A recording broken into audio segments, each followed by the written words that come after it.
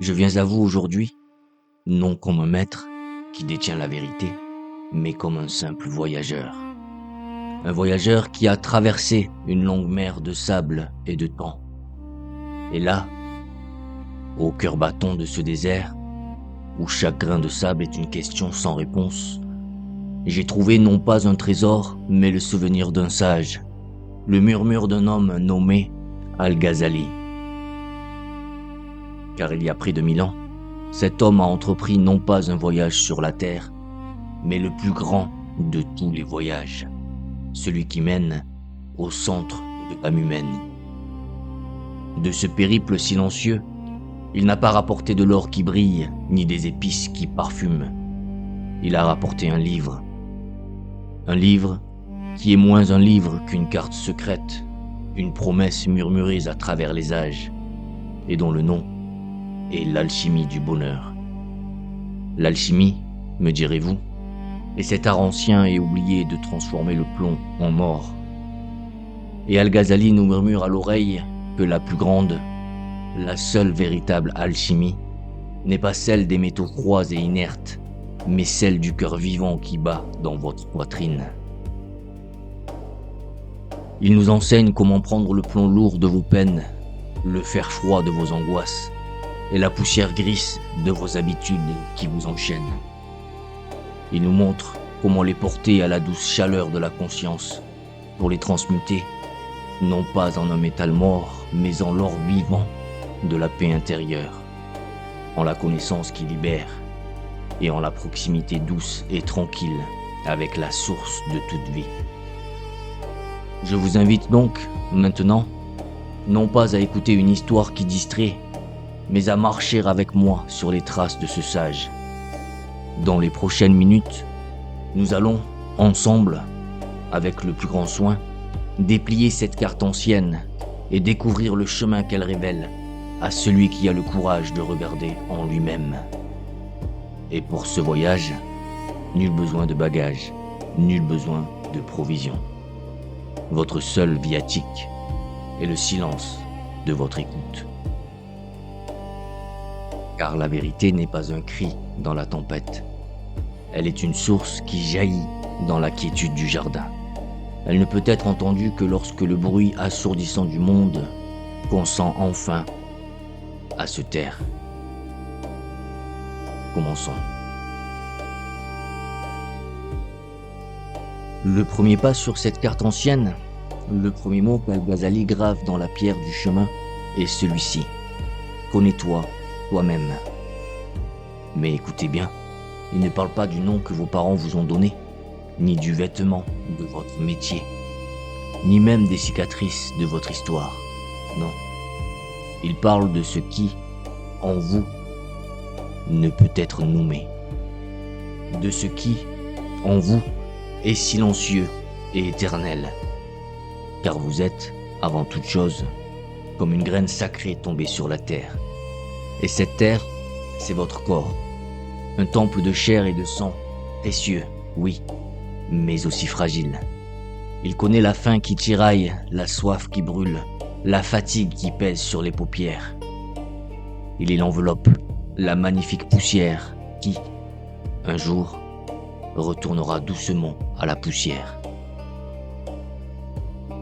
Mais la graine, elle est le secret que votre corps a pour mission de protéger.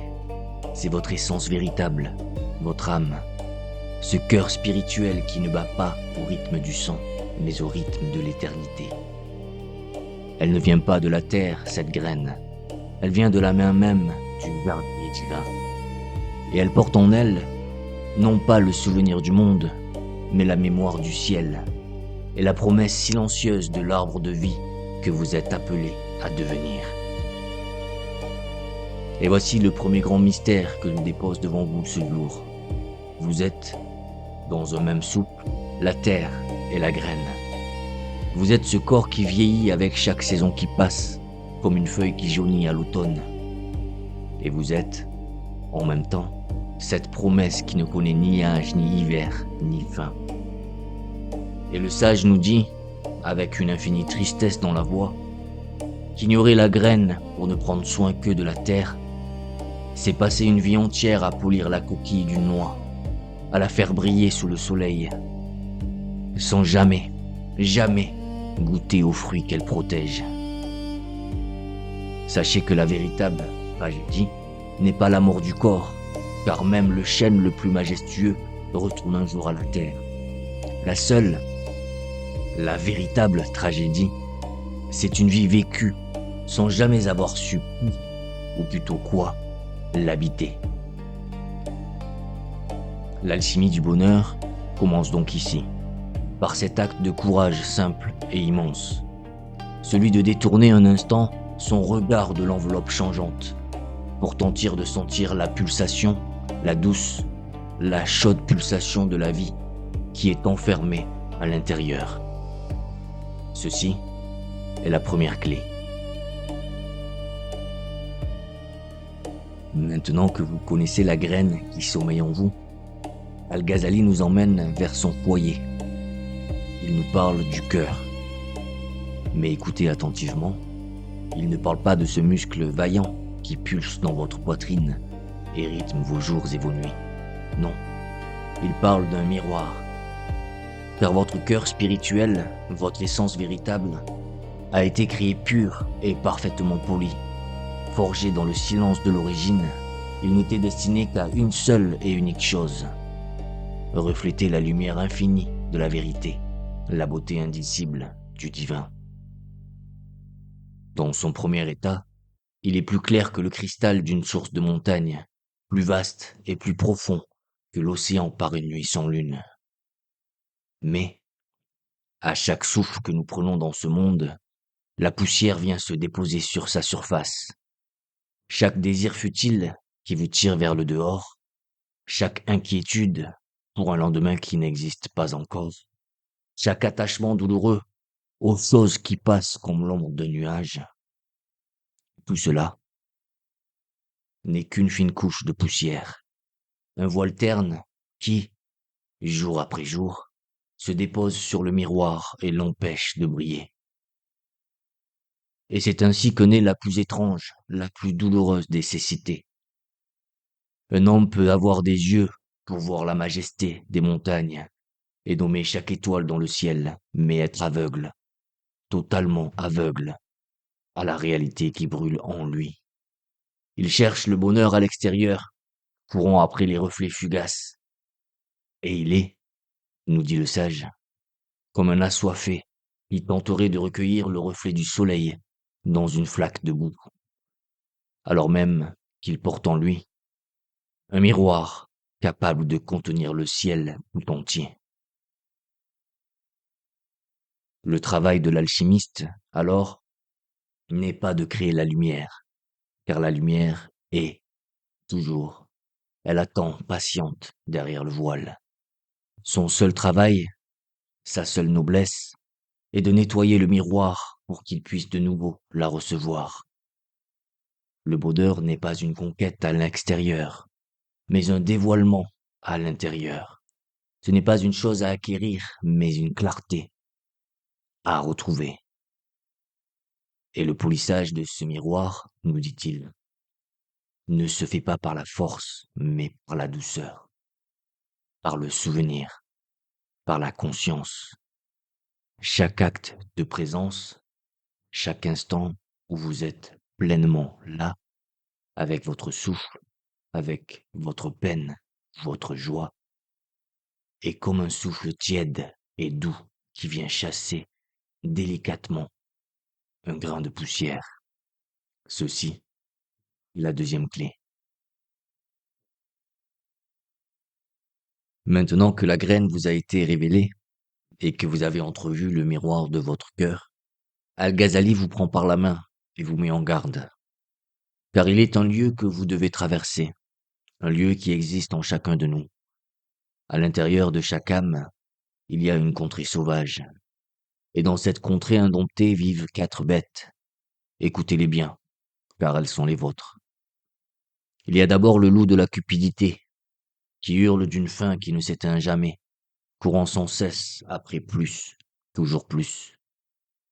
Il y a le chien féroce de la colère, qui aboie dans l'ombre de votre cœur. prêt à mordre à la moindre offense, parfois même à mordre la main qui le nourrit. Il y a le porc de la gloutonnerie et des désirs sans fin, qui ne cherche qu'à se vautrer dans la boue tiède du plaisir immédiat, sourd à l'appel qui viendrait d'en haut. Et au-dessus de tous, plus silencieux, plus rusé, se cache le démon de l'orgueil, celui qui ne griffe pas et ne mord pas, mais qui vous murmure à l'oreille que vous êtes le seul maître de cette jungle et que tout vous est dû. Et nous, dans notre aveuglement, nous pensons que la liberté, c'est de leur ouvrir la cage. Nous appelons force la fureur aveugle du chien. Nous appelons succès la voracité insatiable du loup. Nous croyons être libres lorsque nous cédons à leurs cris. Mais Al-Ghazali, d'une voix calme et ferme, déchire ce voile d'illusion et nous révèle la vérité nue. Celui qui obéit à ses bêtes intérieures n'est pas un roi. Il est leur esclave. Il porte des chaînes qu'il ne voit pas et croit que leur cliquetis est le chant de sa liberté. La véritable royauté, la seule force qui demeure lorsque tout le reste s'est effondré, ce n'est pas de nourrir ces bêtes jusqu'à ce qu'elles vous dévorent, c'est de les maîtriser, c'est de devenir le berger patient et aimant de votre propre nature. C'est de transformer la fureur du chien en une loyauté qui protège ceux que vous aimez, et de muer la morsure du loup en une faim, non plus pour les choses du monde, mais pour la beauté, la vérité et ce qui est éternel. L'alchimiste du bonheur ne tue pas ses bêtes, car elles sont la terre même sur laquelle il se tient. Elles sont son énergie brute, sa force primordiale. Il les apprivoise. Il apprend, avec une patience infinie, leur langage secret, et il devient, peu à peu, leur maître juste et sage. Ceci est la troisième clé. Et le sage nous prévient, c'est la plus ardue de toutes. Alors comment, me demanderez-vous, comment dompter ces bêtes qui grondent, et comment rendre sa clarté au miroir voilé? Al-Ghazali ne nous donne pas une loi de fer, mais une image de douceur, une image de vie, l'image du jardin.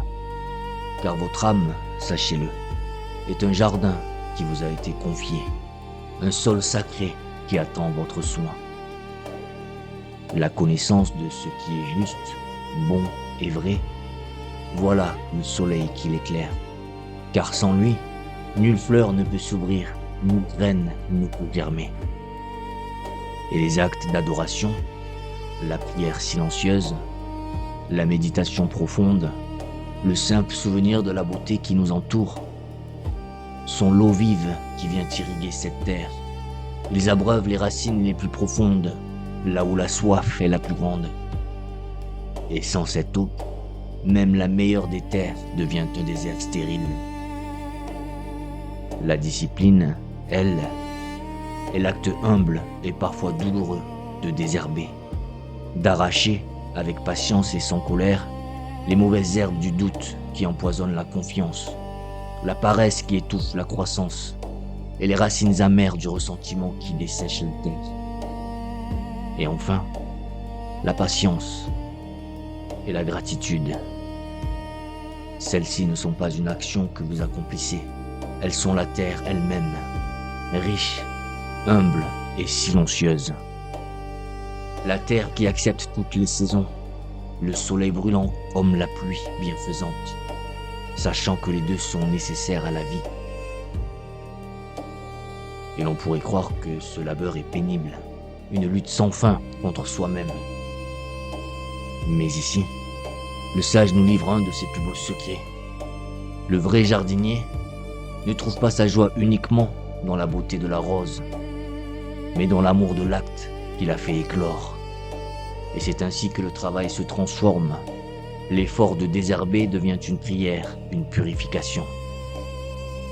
L'acte d'arroser la terre assoiffée devient une conversation intime avec le ciel. Et vous découvrez alors que le bonheur n'est pas seulement la destination lointaine, mais la beauté de chaque pas sur le chemin, lorsque ce pas est posé avec conscience et avec amour.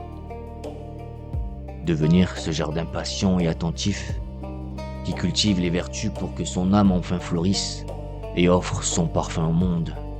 Voilà, en vérité, le processus même de l'alchimie. Ceci est la 4e et dernière clé.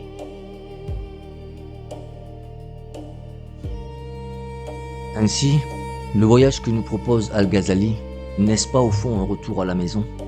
Un chemin qui ne mène pas au loin, mais au plus près de vous-même. C'est reconnaître, enfin, la graine de lumière que vous portez en vous depuis le premier jour.